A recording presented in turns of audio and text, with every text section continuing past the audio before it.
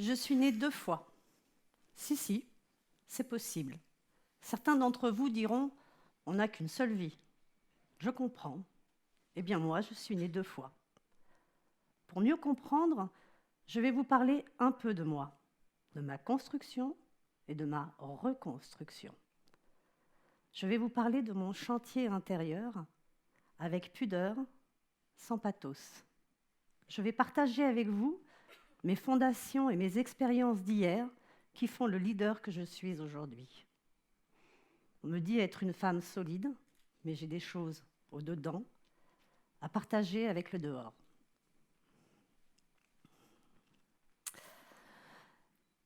J'ai été en DAS jusqu'à l'âge de 5 ans. Et par la suite, confiée à mon père jusqu'à l'âge de mes 14 ans. Ça, c'est ma première vie. Ma première vie s'est arrêtée lorsque les services sociaux sont venus me sortir d'un placard, où j'ai été enfermée pendant 9 ans. Par la suite, j'ai été hospitalisée pour coups, blessures, maltraitance. Je n'avais été ni scolarisée, ni aimée. J'avais eu une vie sans vie. À la sortie de cet hôpital, ma deuxième vie commence, une renaissance pour moi. La première chose que j'ai développée dans ma première vie, c'est une forme d'animalité. Le sens de l'intuition, le sens de l'observation et l'introspection. L'introspection, c'est la capacité de se regarder à l'intérieur comme si vous aviez une caméra. Cette forme d'animalité m'a permis d'entendre, de regarder et de ressentir les autres à un niveau supérieur. En psychologie, on appelle ça les 3 niveaux d'écoute. Ces 3 niveaux d'écoute sont un atout pour moi dans le milieu masculin dans lequel je travaille. Certains cabaneurs, comme moi, ont du mal avec les mots. Alors, j'attire plus attention à ce que j'observe, l'attitude du corps, des gestes, des mots, leur stress, l'angoisse, mais à ce que je ressens également moi à l'intérieur. Une certaine sérénité accompagnée d'une inquiétude. Ces 3 niveaux d'écoute sont importants avec mes collègues, car ça me permet de m'ajuster dans une relation intelligente. La deuxième chose que j'ai appris, c'est l'inclusion. L'inclusion, elle est permise à tous. Ne pas mettre une personne de côté, ne pas laisser une personne sur le carreau, et ne pas mettre une personne dans un placard. En tant que leader, je veille toujours à ne pas écarter, mais à envisager.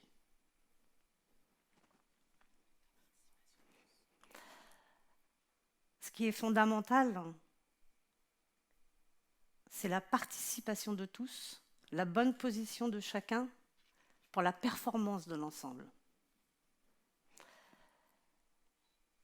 Il y a autre chose que j'ai apprise, c'est accorder de la valeur aux autres.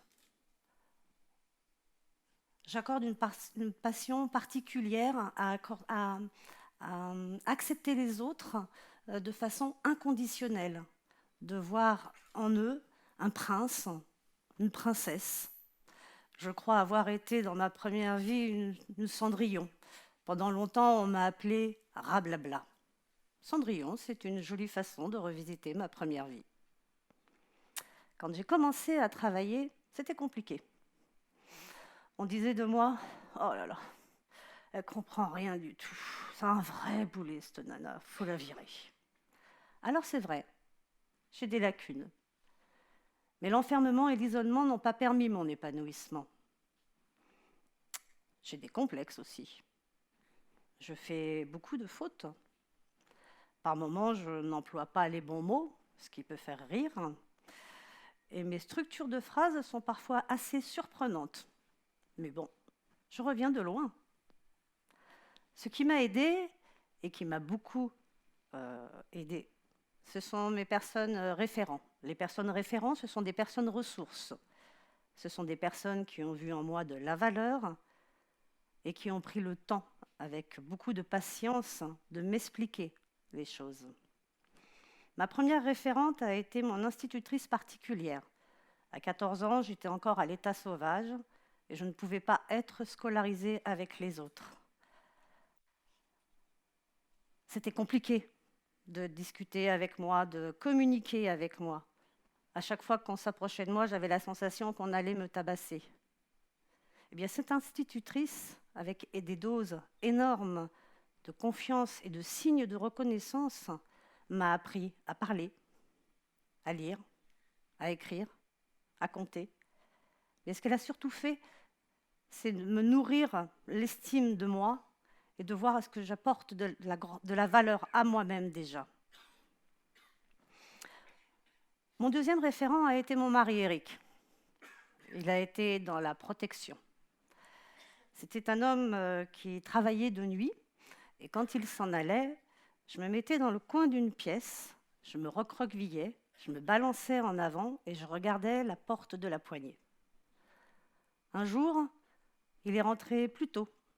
Il s'est aperçu et il m'a demandé « Que puis-je faire pour te rassurer ?» Il m'a acheté un chien. J'ai arrêté de me balancer. C'était tout bête.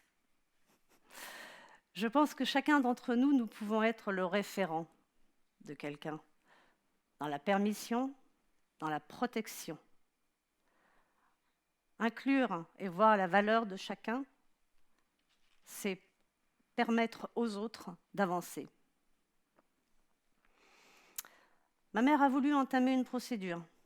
Une procédure, c'est dur. Une procédure, ça dure. Tous les combats ne sont pas bons à mener parce qu'ils peuvent nous laisser enfermer. Je n'avais pas envie de passer un futur recroquevillé comme dans mon passé. Alors ma priorité, ça a été de pardonner. En tant que leader, ma devise, c'est pardonner pour avancer. On dit que je tempère les autres. J'aime bien cette idée de tempérer les autres. C'est amener un petit peu de douceur dans ce monde qui est un petit peu rapide, amener un bon ajustement, un bon rythme. J'ai eu 2 temps de vie. Un temps au dedans, d'observation, un temps au dehors, d'expérimentation. Tempérer, c'est être entre ces 2 temps.